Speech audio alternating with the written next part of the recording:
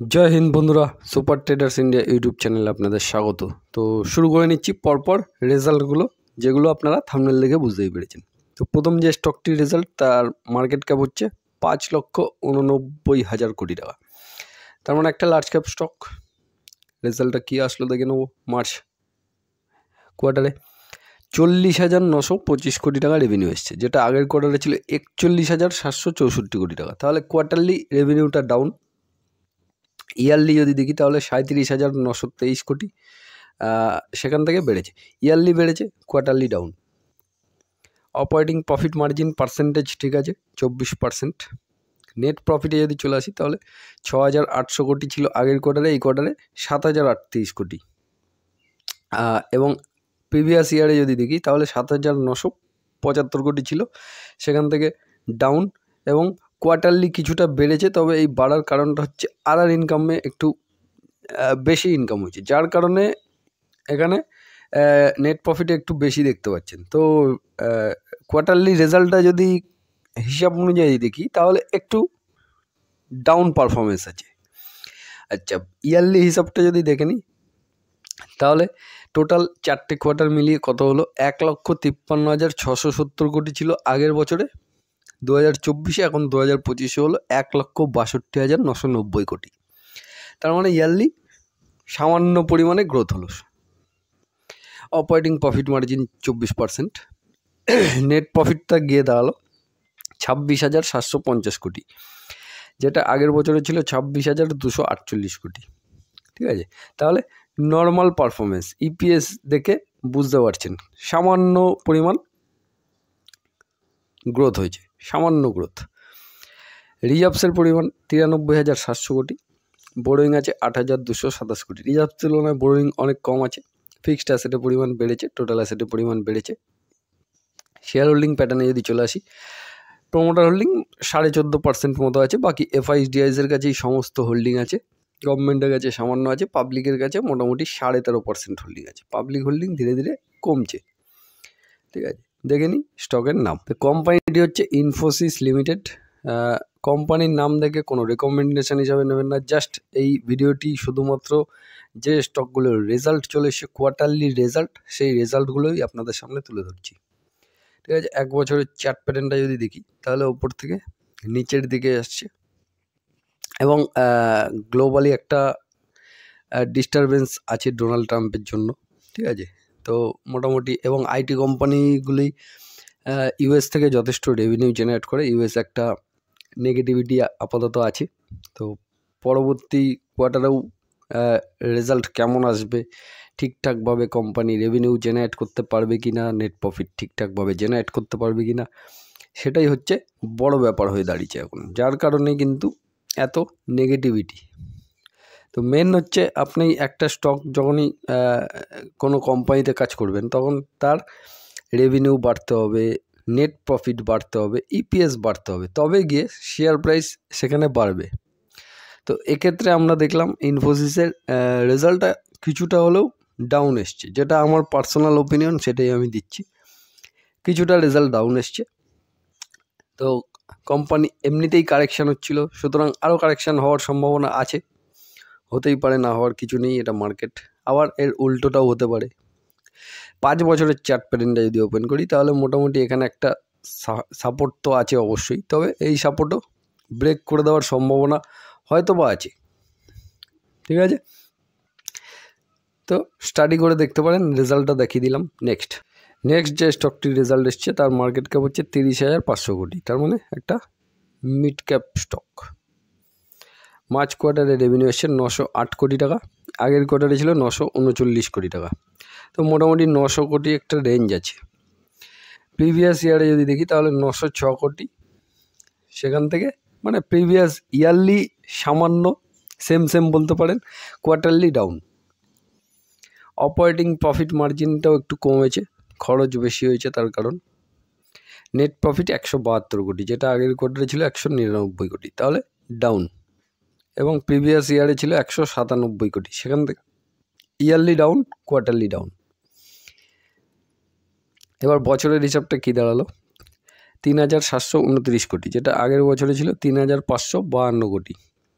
তাহলে ইয়ারলি সামান্য পরিমাণে বেড়েছে, যেটা তার আগের বছরের থেকে এই বছরে অনেকটা বেড়েছিল, কিন্তু সেই তুলনায় গ্রোথটা হয়নি।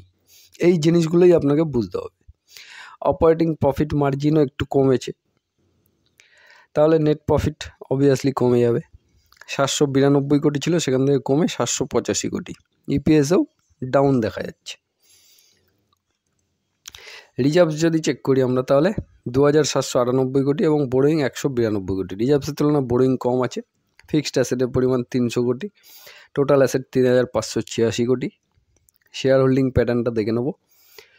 প্রমোটার হোল্ডিং মোটামুটি 44% আছে। এফআইএস-ডিআইএসের কাছে হোল্ডিং আছে। আর এফআইএসের হোল্ডিংটা আমরা যদি চেক করি, তাহলে এফআইএসের হোল্ডিং সেল হচ্ছে এবং ডিআইএস ধীরে ধীরে কিছুটা হোল্ডিং বাড়িয়েছে।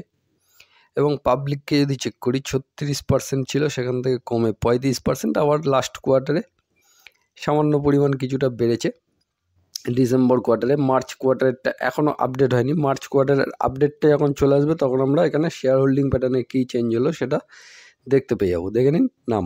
কোম্পানিটি হচ্ছে টাটা এলএক্সি লিমিটেড। 1 বছরের চার্ট প্যাটার্নে মোটামুটি নেগেটিভ রিটার্ন আছে এবং 1 বছরে ওপর থেকে নিচের দিকে আসছে। এবং 5 বছরের চার্ট প্যাটার্নটা যদি ফলো করি, তাহলে এখানে দারুণ পরিমাণে বেড়েছিল, কিন্তু এখন কারেকশান ফেস চলছে। এবার রেজাল্টটাও যেহেতু ডাউন এসছে, সুতরাং আরও কিছুটা হয়তো বা পিটাই হতে পারে। তবে এই যে কথাগুলো বলছি, এই কথাগুলো কোনো সিওরিটি কিছু নেই। এটা মার্কেট, এখানে যা খুশি তাই হতে পারে। এটা সম্পূর্ণ যা কিছুই বলছি সেটা আমার পার্সোনাল ওপিনিয়ন। সেটা কখনো বিশ্বাস করবেন না কেউ চোখ বন্ধ করে। সবসময় নিজে স্টাডি করবেন, নিজে স্টাডি করে তারপর বোঝার চেষ্টা করবেন। জাস্ট রেজাল্ট আপনাদের সামনে তুলে ধরছি।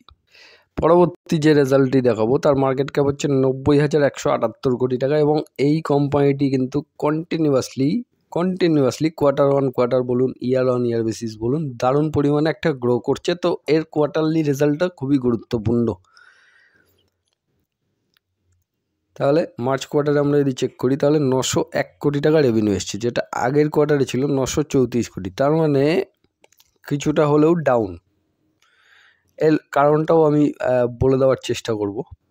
অপারেটিং প্রফিট মার্জিন খুব দারুণ আছে এবং নেট প্রফিটে যদি চলে আসি, তাহলে 639 কোটি, যেটা আগের কোয়ার্টারে ছিল 641 কোটি। তো মোটামুটি ফ্ল্যাট পারফরমেন্স বলতে পারেন।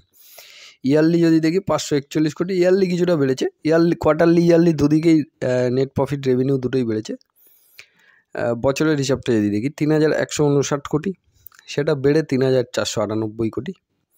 অপারেটিং প্রফিট মার্জিন ঠিক আছে। নেট প্রফিট 2461 কোটি, যেটা আগের বছরে ছিল 1946 কোটি। ইপিএস কিছুটা বেড়েছে, তবে কোয়ার্টারলি রেজাল্টটা একটু ডাউন আছে। কোম্পানির কাছে রিজার্ভস আছে 8000 কোটি টাকা। রিজার্ভস কন্টিনিউ বাড়ছে। বোরোয়িং দরকার লাগে না, প্রয়োজন নেই কোম্পানি। ফিক্সড অ্যাসেটের পরিমাণ 197 কোটি, টোটাল অ্যাসেট 8754 কোটি।